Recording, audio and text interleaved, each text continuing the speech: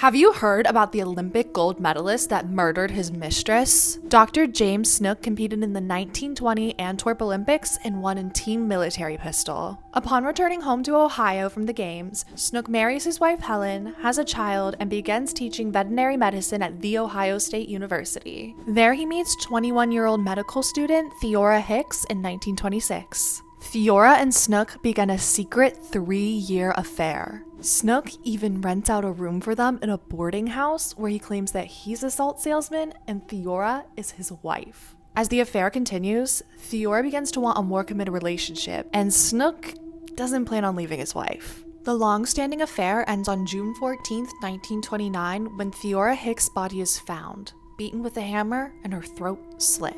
Mrs. Smalley, who owns the boarding house where Snook rented a room, identifies Theora's body and Snook as the supposed salt salesman.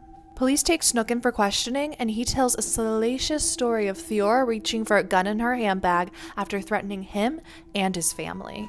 So he reaches for an object to defend himself, a hammer. He strikes her multiple times as she tries to get away. Then, to ease her suffering, he slits her throat with his pocket knife. The case becomes highly sensationalized due to this scandal, and it only takes the jury 28 minutes to find Snook guilty and sentence him to death. To this day, he remains the only US Olympian to have been executed. Let me know if you want to hear more crimes of Olympic proportions.